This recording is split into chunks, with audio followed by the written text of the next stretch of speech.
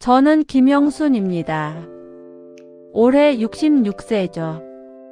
평생 가위와 빗을 잡고 살아왔어요. 제 손은 40년 넘게 다른 사람의 머리를 다듬어 주느라 굳은 살이 박여 있습니다. 미용실을 처음 차린 건 25살 때였어요. 남편과 결혼한 지 2년 만에 큰아들 민호를 낳았는데 아기를 업고 다니면서도 미용실 문을 열었습니다. 그때는 정말 작은 가게였죠. 의자 2개, 거울 2개가 전부였어요. 손님이 있어야 집안도 굴러가. 그게 제 좌우명이었습니다. 아침 일찍부터 밤늦게까지 일했어요. 파마를 해드리고 머리를 잘라드리고 염색도 해드렸죠. 손님들이 예뻐지는 모습을 보면서 보람을 느꼈습니다. 남편은 공장에서 일했는데 월급이 넉넉하지 않았어요. 그래서 제가 벌어들이는 미용실 수입이 중요했습니다. 큰 아들이 3살, 작은 아들 민석이 태어났을 때도 저는 미용실을 쉴 수 없었어요. 영순아, 너무 무리하지 마. 남편이 걱정했지만 멈출 수 없었습니다. 아이들 분유값도 기저귀 값도 모든 게 돈이었거든요. 그런데 민석이가 5살이 되던 해 큰 사고가 났어요. 남편이 공장에서 기계에 끼어 세상을 떠났습니다. 갑자기 혼자가 되어버린 거죠. 장례식장에서 울고 있는데 친척들이 말했어요.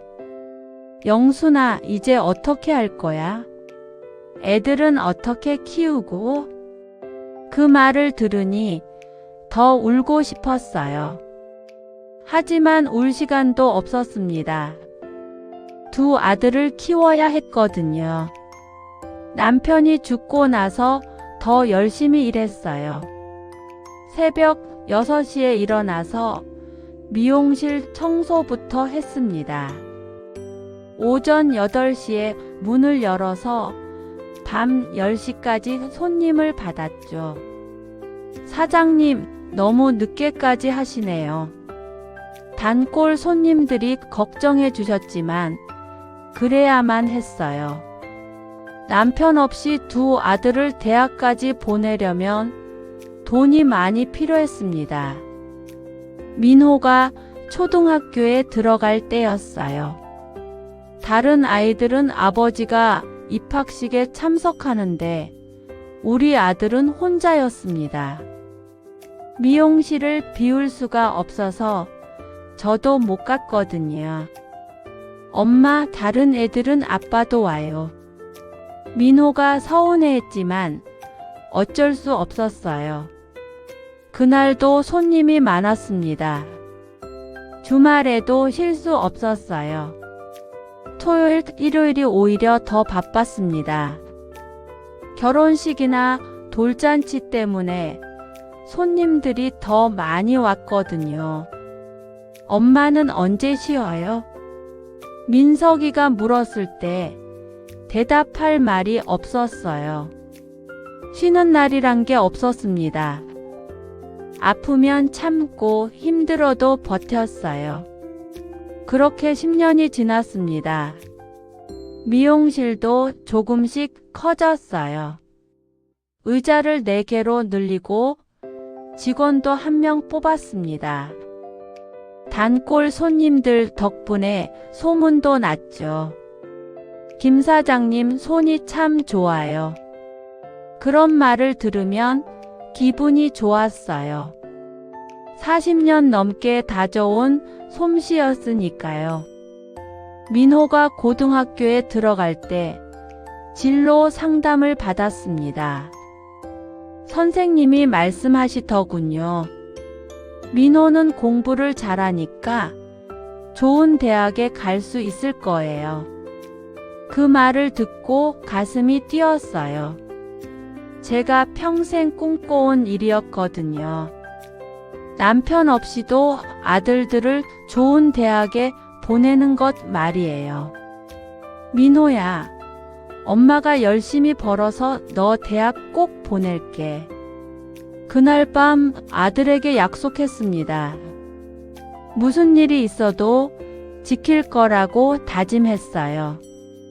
대학 등록금을 마련하느라 적금을 깨고 미용실 기계도 새로 샀습니다. 더 많은 손님을 받기 위해서였어요. 하루에 15시간씩 일하는 것도 힘들지 않았습니다. 민석이도 공부를 잘했어요. 형보다 똑똑한 것 같았습니다. 둘 다 대학에 보내야겠다고 생각했죠. 내 자식만큼은 남부럽지 않게 키운다. 그게 제 신념이었어요.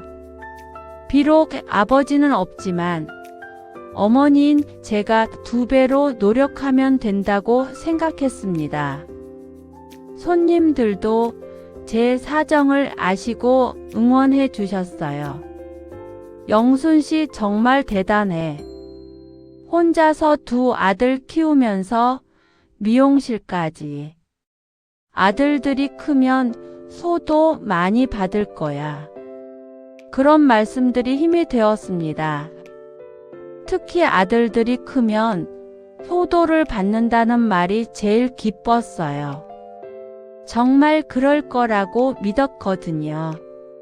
제가 이렇게 힘들게 키운 아들들이 나중에는 저를 편하게 해줄 거라고 생각했습니다.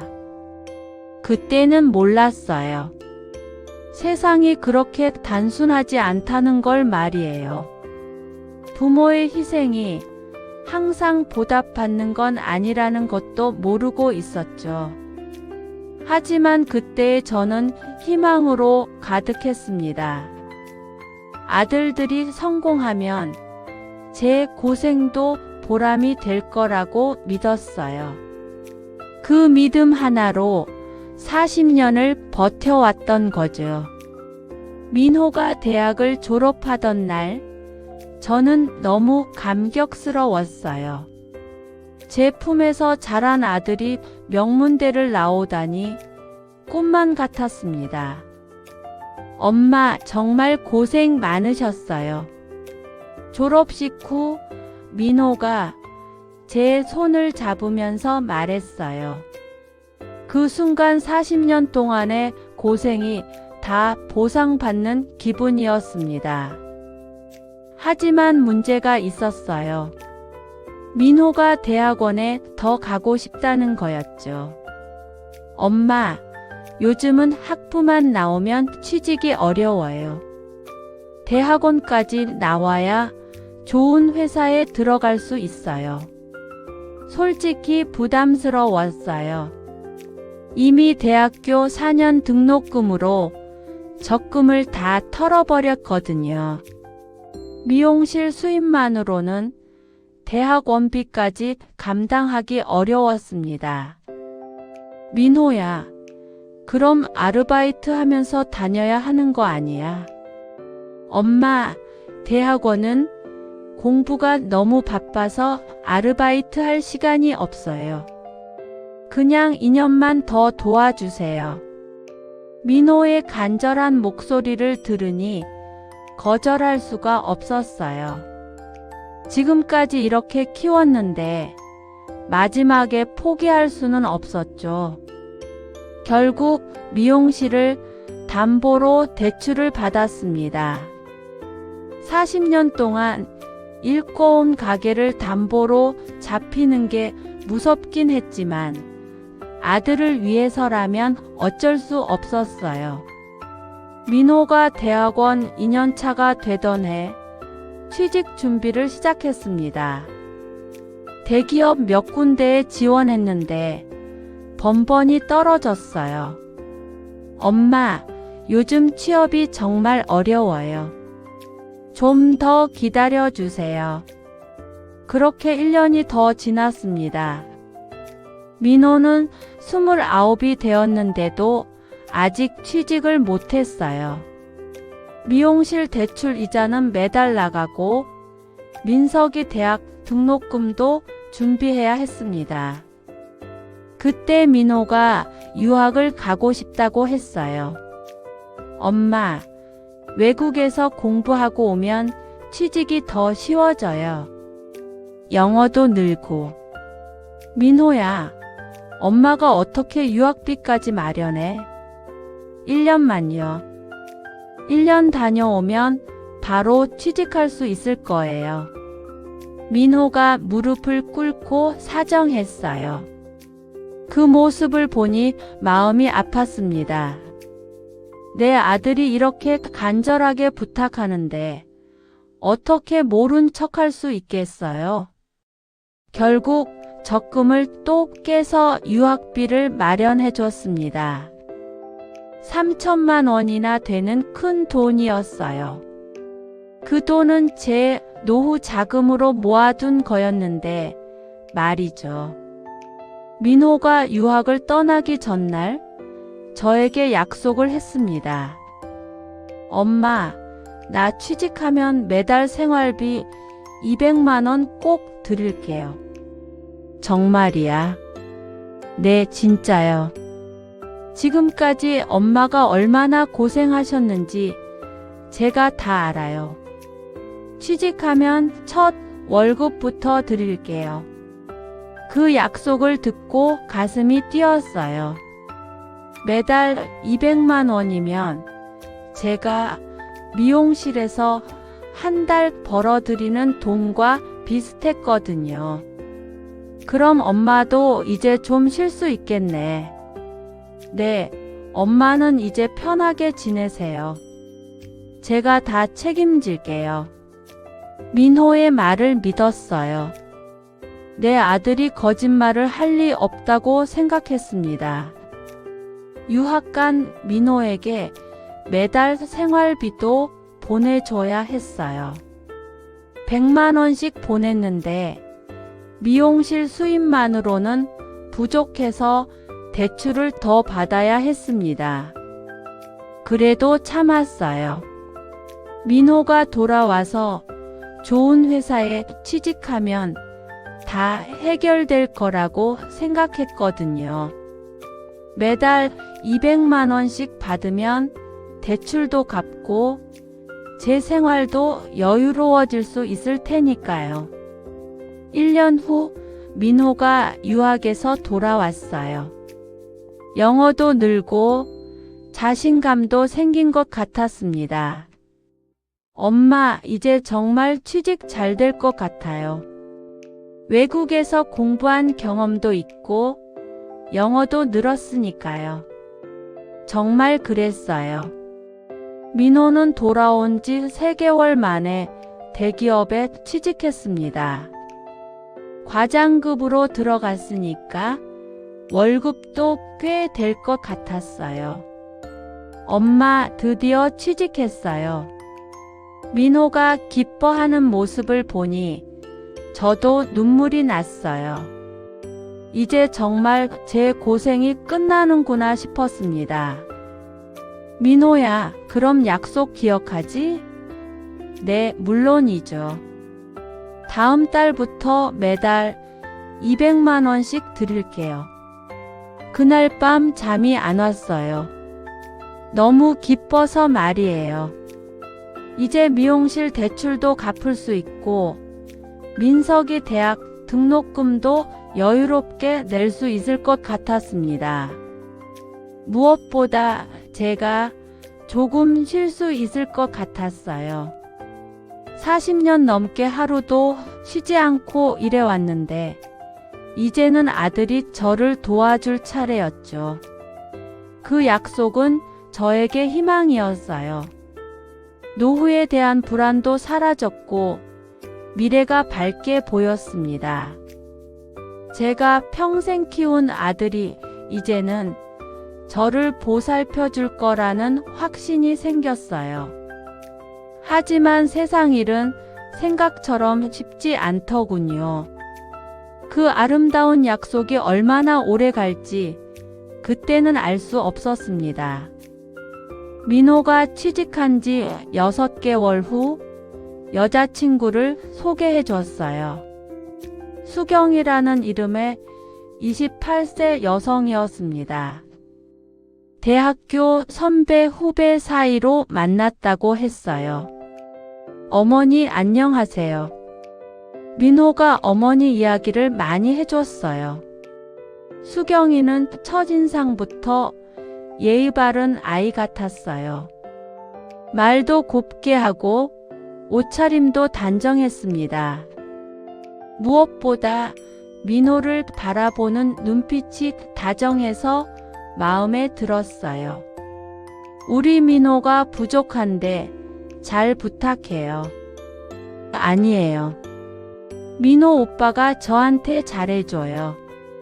수경이와 이야기하다 보니 괜찮은 며느리감인 것 같았어요. 집안도 나쁘지 않고 본인도 직장을 다니고 있었거든요. 민호는 취직한 첫 달부터 약속대로 200만 원을 줬어요. 통장에 입금된 돈을 보니 정말 기뻤습니다. 이제야 제 인생에 보상이 오는구나 싶었어요. 민호야, 고마워. 엄마가 얼마나 기다렸는지 몰라. 엄마 당연한 거예요. 지금까지 엄마가 얼마나 고생하셨는데요. 그 돈으로 미용실 대출 이자를 갚고 민석이 등록금도 냈어요.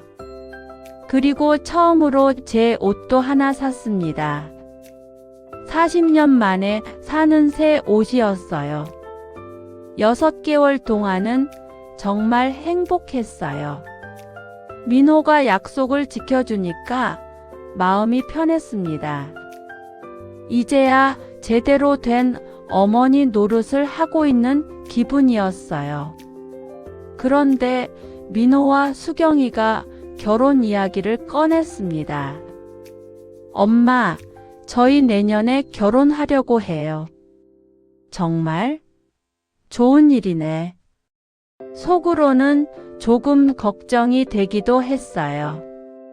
결혼하면 생활비가 많이 들 텐데 제게 주던 돈에는 변화가 없을까 하는 생각이었죠.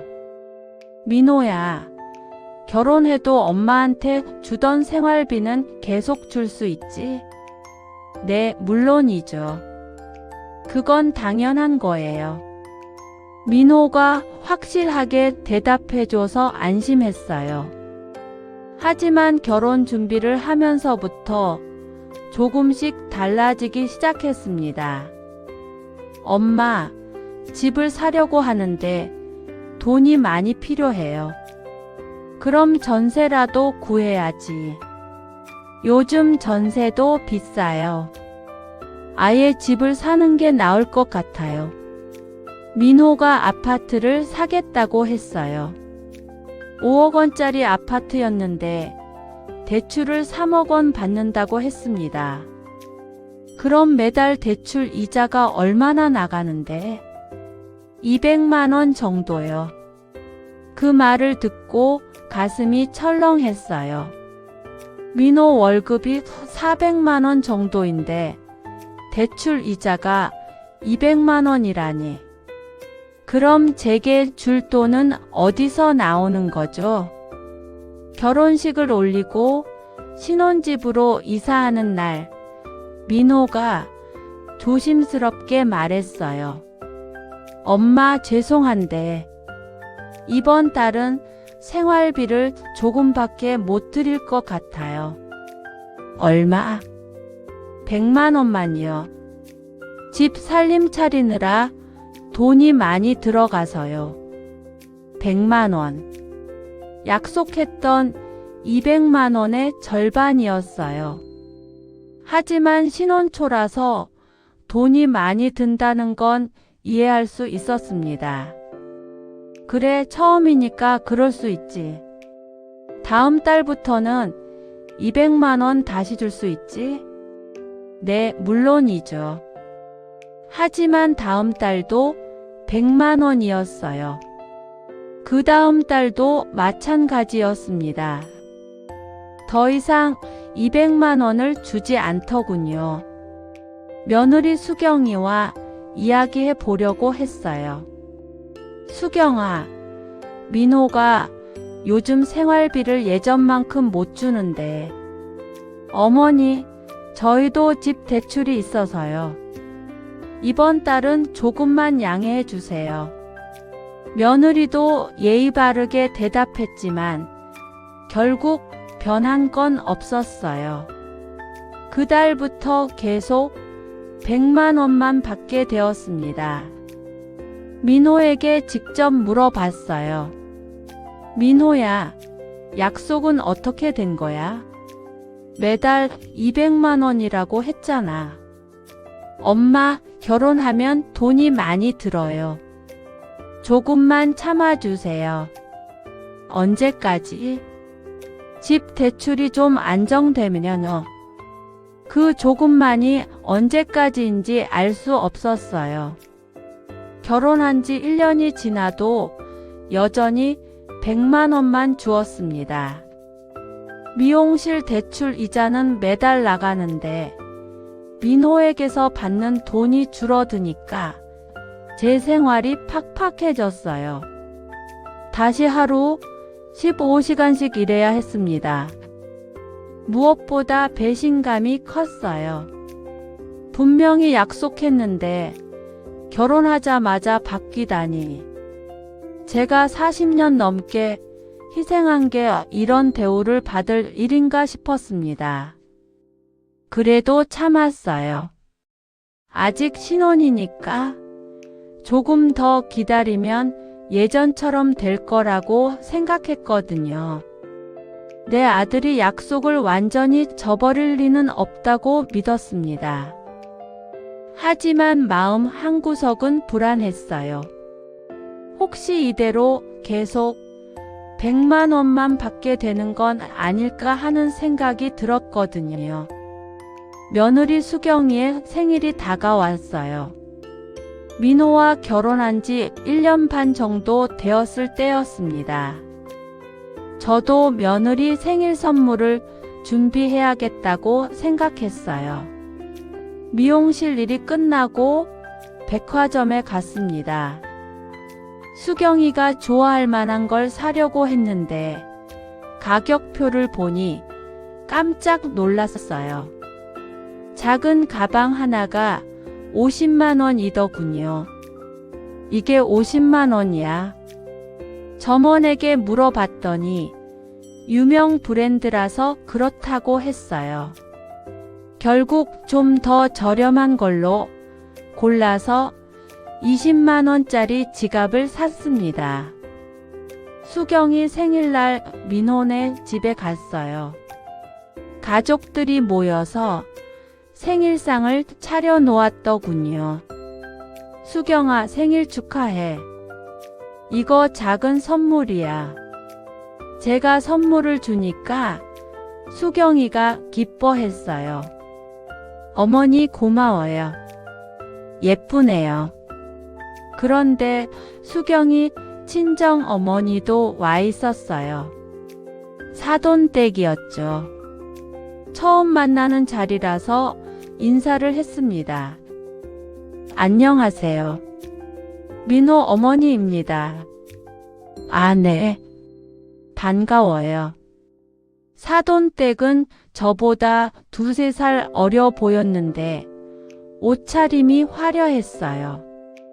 명품 가방에 비싼 옷을 입고 있었습니다. 생일 케이크를 자르고 선물을 뜯는 시간이 되었어요. 제가 준 지갑을 본 후에 사돈댁이 가져온 선물을 뜯었습니다.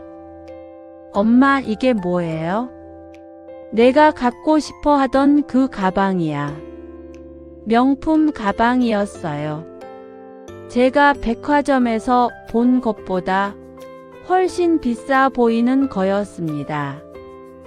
수경이가 와 하면서 탄성을 질렀어요. 엄마, 이거 너무 비싼 거 아니에요? 괜찮아. 우리 딸 생일인데. 사돈댁이 웃으며 대답했어요. 그 모습을 보니 괜히 제가 초라해지는 기분이었습니다. 며칠 후 더 충격적인 일이 있었어요. 민호가 보여준 수경이 휴대폰에서 사돈댁의 SNS를 봤거든요. 사진에는 수경이가 새 가방을 들고 있는 모습이 나와 있었어요. 그리고 글에는 이렇게 써 있었습니다. 우리 사위가 사준 명품 가방, 역시 멋진 사위야. 순간 머리가 하얘졌어요. 사돈댁이 산 가방을 민호가 산 것처럼 올려놓은 거였죠. 민호야, 이게 뭐야? 아, 그거요? 장인 어머님이 그냥 그렇게 올리신 거예요. 왜 내가 산 것처럼 해놓았어? 괜찮아요. 뭐 대단한 일도 아니고. 민호는 별거 아니라는 듯 대답했지만 저는 속이 쓰렸어요. 제가 20만 원짜리 지갑 사주려고 고민했는데 사돈댁은 100만 원 넘는 가방을 선물하고 그걸 사위가 산 것처럼 자랑하다니. 더 화가 났던 건 민호의 태도였어요. 거짓으로 자기가 산 것처럼 포스팅되는 것도 별로 신경 쓰지 않더군요. 민호야, 너는 엄마한테 매달 100만 원도 제대로 못 주면서 장인 어머니 체면은 세워주는구나. 엄마 그런 게 아니에요. 하지만 저는 서운했어요. 아들이 어디에 돈을 쓰는지 알 것 같았거든요. 그날 밤 잠이 안 왔어요. 평생 새 옷 한 벌 변변히 못 사고 살았는데 며느리는 100만 원 넘는 가방을 선물 받고 있다니. 그것도 제 아들 이름으로 말이에요. 사돈댁의 SNS를 더 찾아봤어요. 비싼 옷, 비싼 가방, 고급 레스토랑에서 찍은 사진들이 가득했습니다. 댓글에는 부러워하는 말들이 달려 있었어요. 언니 부럽다. 사위가 효자네. 와, 명품 가방이야. 센스 좋은 사위 둬서 좋겠어. 그런 댓글들을 보니 더 화가 났어요. 사실은 본인이 산 건데 사위가 산 것처럼 포장해서 자랑하고 있었거든요. 무엇보다 제 아들의 돈이 어디로 가는지 알겠더군요. 저에게는 100만 원도 주기 힘들다고 하면서 장인 어머니 체면 세우기에는 돈을 쓰고 있었던 거예요. 그날 이후로 사돈댁이 눈에 거슬리기 시작했어요. 만날 때마다 비싼 것만 걸치고 다니면서 자랑하는 모습이 보기 싫었습니다. 제가 40년 넘게 손에 굳은 살 박히도록 일해서 아들을 키웠는데 정작 그 아들은 시어머니보다 장인 어머니를 더 챙기고 있다는 생각이 들었어요. 민호가 결혼한 지 2년이 지났어요. 그동안 계속 100만 원씩만 받았습니다. 처음에는 조금만 참자고 생각했는데 이제는 한계에 다다랐어요. 미용실 대출 때문에 매달 이자를 내야 하는데 민호에게서 받는 돈이 줄어드니까 제 생활이 점점 어려워졌습니다. 60대 중반의 나이에도 하루 15시간씩 일해야 했어요. 어느 날 참다 못해 민호에게 전화를 했습니다. 민호야, 엄마가 할 말이 있어. 네, 뭐예요? 너 취직할 때 뭐라고 약속했어? 약속이요? 매달 200만 원 드린다고 했잖아. 그런데 지금은 100만 원도 제대로 안 주고. 전화 너머로 민호가 한숨을 쉬는 소리가 들렸어요. 엄마, 요즘 살기 힘들어요. 집 대출도 있고 생활비도 많이 들고. 그럼 엄마는 어떻게 살라고? 조금만 더 참아주세요. 상황이 나아지면요. 그 말을 들으니 화가 치밀었어요. 언제까지 조금만 더라고 할 건가요? 민호야, 약속은 지켜야 하는 거 아니니? 그러자 민호의 목소리가 달라졌어요. 엄마, 요즘 누가 부모님께 200만 원씩 드려요? 현실적으로 생각해 보세요. 현실적으로? 네, 결혼했으면 가정을 먼저 챙겨야죠. 저도 아내랑 살아야 하는데. 그 순간 정말 충격을 받았어요. 제가 40년 넘게 희생해서 키운 아들이 이런 말을 하다니. 민호야, 너를 키우려고 엄마가 얼마나 고생했는지 알아? 알아요. 그래서 지금까지 드리고 있는 거 아니에요? 지금까지 드리고 있다고?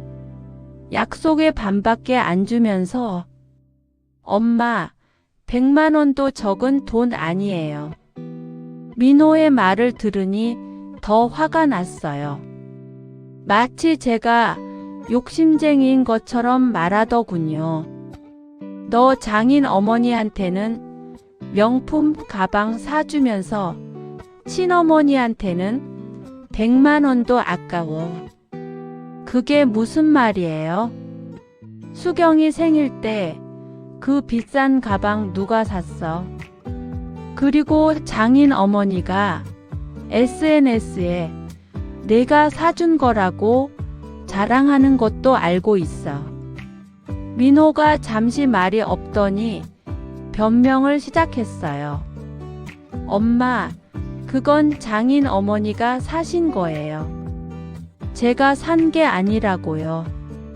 그럼 왜 막지 않았어? 거짓으로 자랑하는 걸? 별로 중요한 일도 아닌데 뭘 그렇게. 그 말을 듣는 순간 정말 허탈했어요. 제 아들이 이렇게 변해버렸다는 게 믿어지지 않았습니다. 민호야, 엄마가 평생 널 키우려고 얼마나 힘들게 살았는지 알아? 알아요. 미용실 담보로 대출까지 받아서 내 유학비 댔던 거 기억해? 기억해요. 그럼 왜 약속을 안 지켜?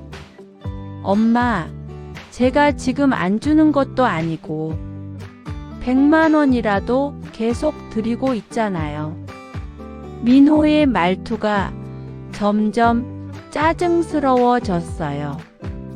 마치 제가 무리한 요구를 하고 있다는 듯이 말이에요.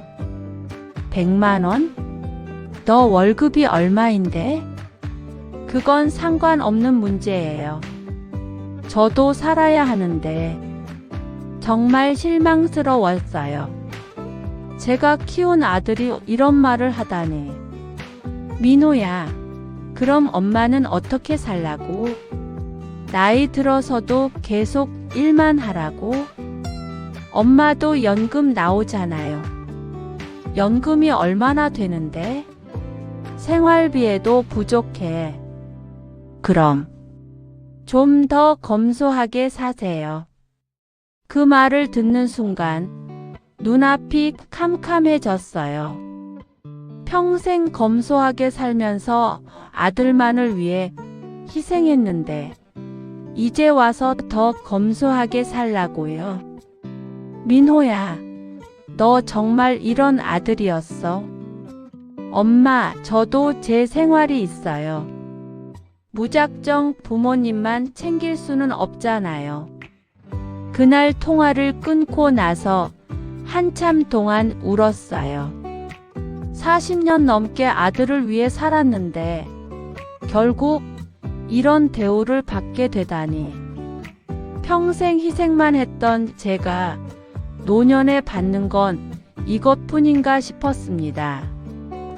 민호에 대한 실망감과 배신감이 가슴을 짓눌렀어요.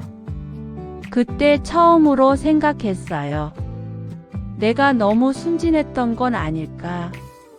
아들이라고 해서 무조건 효도할 거라고 믿었던 게 잘못이었나. 민호와 심하게 다툰 후 일주일 동안 연락이 없었어요. 서로 할 말이 없었던 것 같습니다. 저는 속상했지만 먼저 연락하고 싶지 않았어요. 그때 작은 아들 민석이가 찾아왔어요. 민석이는 서성과 달리 학원 강사를 하고 있었습니다. 월급이 많지는 않지만 성실하게 일하고 있었어요. 엄마, 왜 이렇게 안 좋아 보여요? 민석이가 제 얼굴을 보더니 걱정스럽게 물었어요. 아무래도 스트레스 때문에 얼굴이 많이 상했나 봅니다. 아무것도 아니야. 형이랑 무슨 일 있었어요? 형이 연락해서 엄마가 화나셨다고 하던데. 역시 민호가 동생에게 말했나 보네요. 민석이에게 자초지종을 이야기해 줬습니다. 엄마, 형이 그렇게 말했어요? 민석이도 믿을 수 없다는 표정이었어요. 형이 원래 현실 감각이 떨어져요. 결혼하고 나서는 더 심해진 것 같고. 너는 어떻게 생각해? 솔직히 형이 잘못했다고 생각해요. 약속은 지켜야죠. 민석이의 말에 조금 위로가 되었어요. 적어도 한 아들은 제 마음을 이해해주고 있구나 싶었습니다. 하지만 엄마, 형이랑은 너무 부딪히지 마세요. 왜? 형은 워낙 고집이 세잖아요. 더 싸우면 관계만 나빠져요. 민석이가 걱정하는 마음은 이해되었지만 저는 억울했어요. 그럼 엄마는 계속 참고 살라고?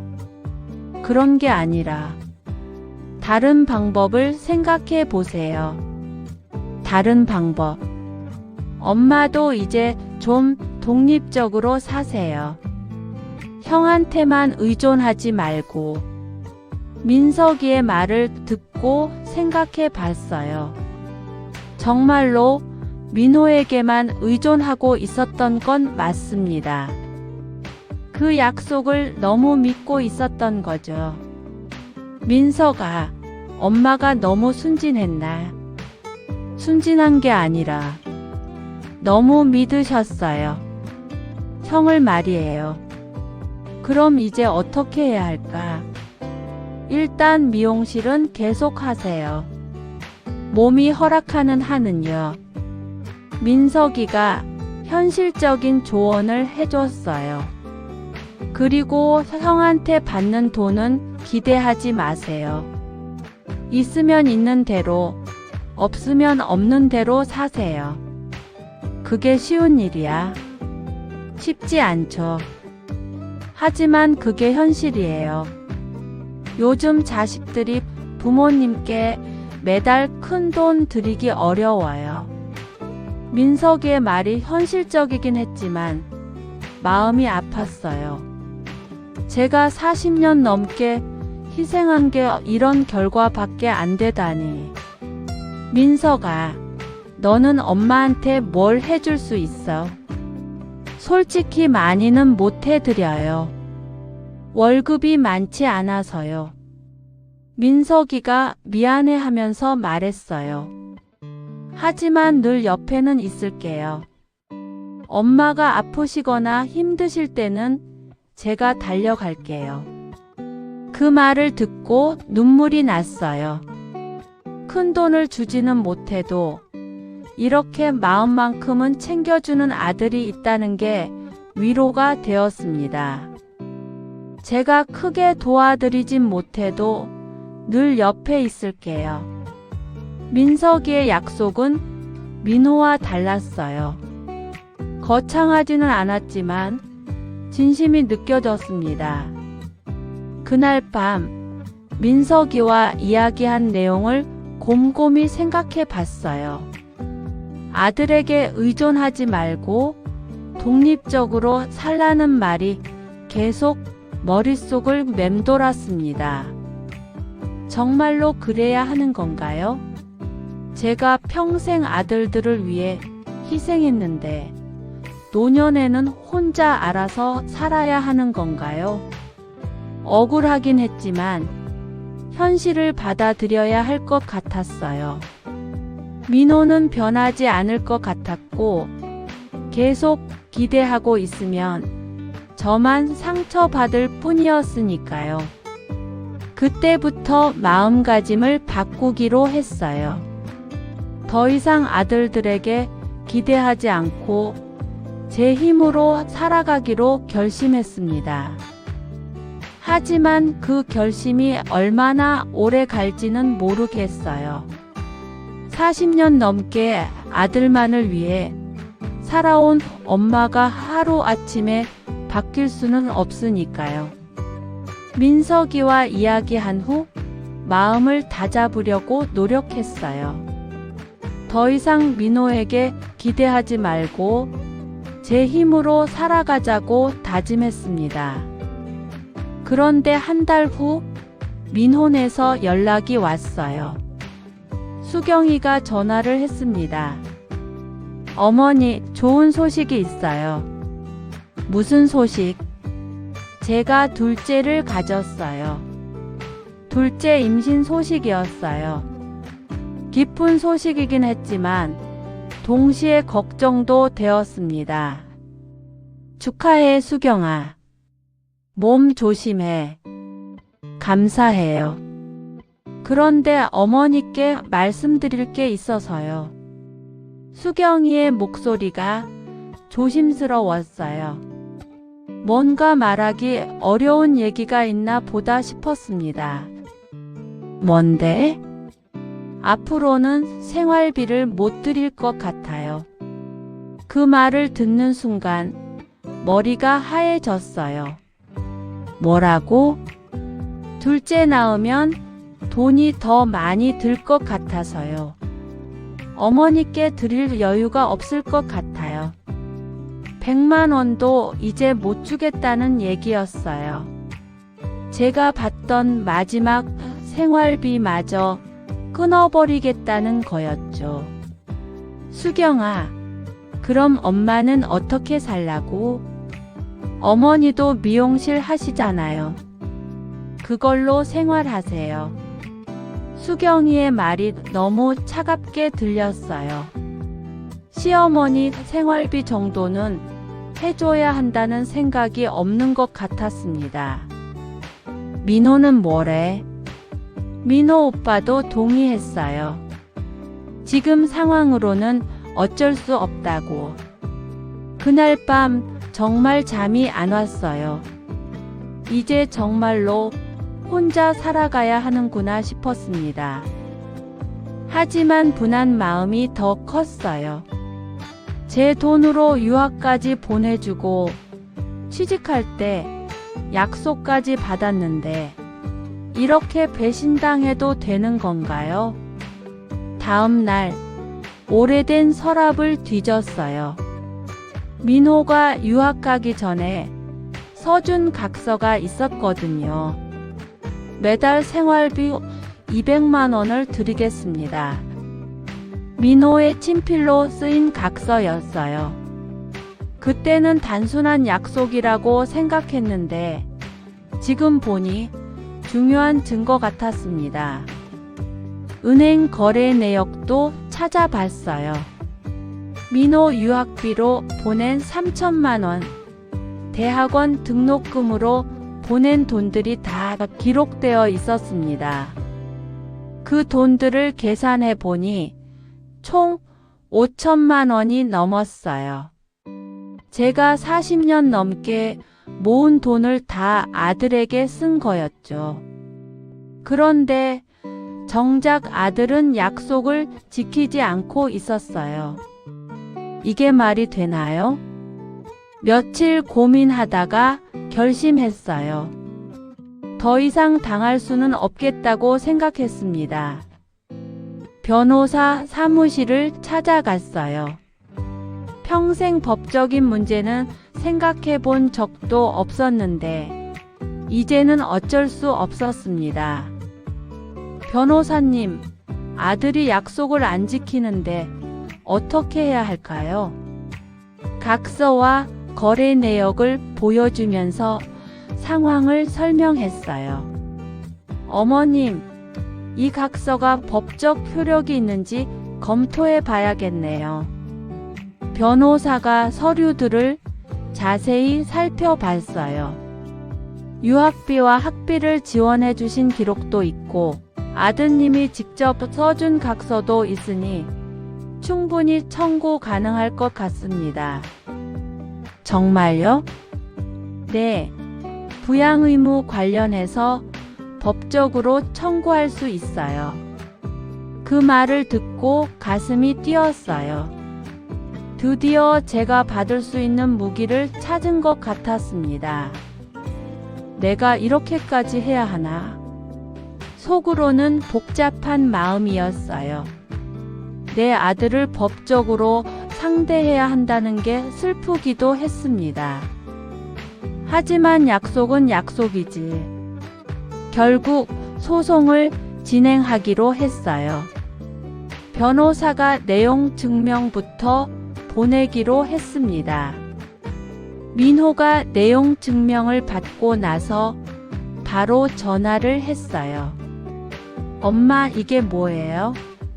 왜 변호사한테 맡겨서 이런 걸 보내요? 너 약속 지킬 거야, 안 지킬 거야? 엄마, 법까지 동원하시면서 일해야 해요? 그럼 너는 왜 약속을 안 지켰어? 민호가 당황하는 게 느껴졌어요. 설마 제가 이렇게까지 나올 줄은 몰랐나 봅니다. 엄마, 다시 한번 이야기해봐요. 변호사는 그만두세요. 이야기는 이미 다 끝났어. 너희가 생활비 안 준다고 했잖아. 정말 단호하게 말했어요. 더 이상 물러설 생각이 없었습니다. 소송이 진행되면서 민호네 가족이 바뀌기 시작했어요. 처음에는 엄마가 너무 심하다고 하더니 점점 태도가 달라지더군요. 법원에서 조정을 받게 되었어요. 민호와 수경이, 그리고 저와 변호사가 함께 앉았습니다. 어머니, 제발 이것만은 취하해 주세요. 민호가 울면서 말했어요. 하지만 저는 마음을 바꿀 생각이 없었습니다. 왜 이제 와서 그래?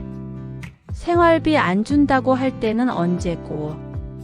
그때는 제가 잘못 생각했어요. 다시 드릴게요. 얼마를? 200만 원요. 약속대로 200만 원 드릴게요. 민호가 결국 원래 약속을 지키겠다고 했어요. 하지만 저는 믿을 수 없었습니다. 너희 말을 어떻게 믿어?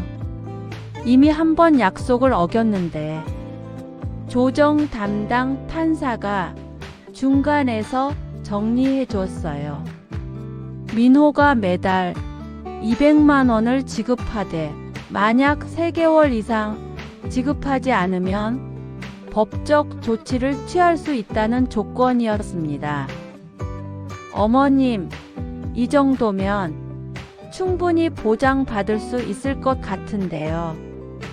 변호사가 조언해줬지만 저는 다른 생각을 하고 있었어요.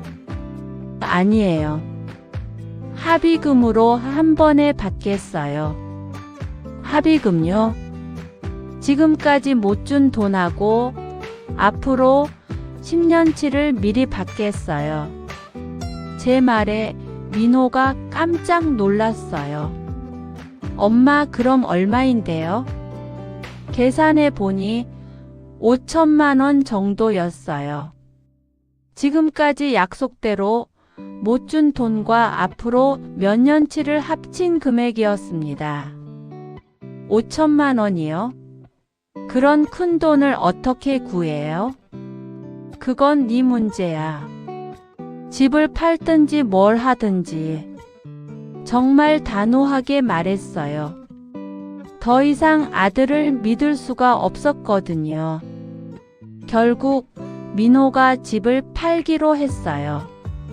아파트를 팔아서 더 작은 집으로 이사하고 그 차액으로 제게 합의금을 줄 수 없다고 했습니다. 엄마, 왜 이렇게 매정하세요? 민호가 울면서 소리쳤어요. 하지만 저는 흔들리지 않았습니다. 매정한 게 아니라 내가 더는 속지 않으려는 거다. 3개월 후 제 통장에 5천만 원이 입금되었어요. 평생 한 번에 이런 큰 돈을 받아본 적이 없었습니다. 그 돈으로 미용실 대출을 다 갚았어요. 그리고 남은 돈은 노후 자금으로 따로 관리하기로 했습니다. 무엇보다 마음이 편해졌어요. 더 이상 아들에게 기대하지 않아도 되니까 말이에요. 민호는 한동안 연락도 안 했어요.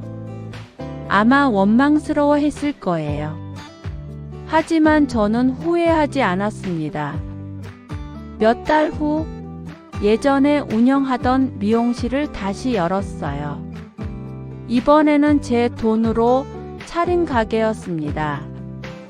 누구에게도 빚지지 않은 순수한 제 가게였죠. 사장님, 다시 문 여셨네요. 단골 손님들이 반가워해 주셨어요. 40년 넘게 이 일을 해온 제게는 역시 이곳이 맞는 것 같았습니다. 60대 중반의 나이에 다시 시작하는 게 쉽지는 않았지만 마음만큼은 젊었어요. 이제는 누구에게도 의존하지 않고 제 힘으로 살아갈 수 있었거든요. 민석이가 가끔 와서 도와줬어요. 엄마, 이제 정말 당당해 보여요. 그래? 네, 예전보다 훨씬 밝으세요. 정말 그랬어요. 아들에게 매달 기대하면서 스트레스 받던 때보다 지금이 훨씬 마음 편했습니다. 저녁에 미용실 문을 닫고 집에 돌아가면서 생각해요. 자식에게 의지하려고 했던 제가 바보였다고 말이에요. 물론 아쉬운 마음은 있어요. 40년 넘게 키운 아들과 이렇게 멀어져야 하다니. 하지만 제 자존심을 지킨 것에는 후회가 없습니다. 이제 와서 민호가 연락해와도 예전처럼 하지는 않을 거예요. 이미 저는 새로운 삶을 살고 있으니까요.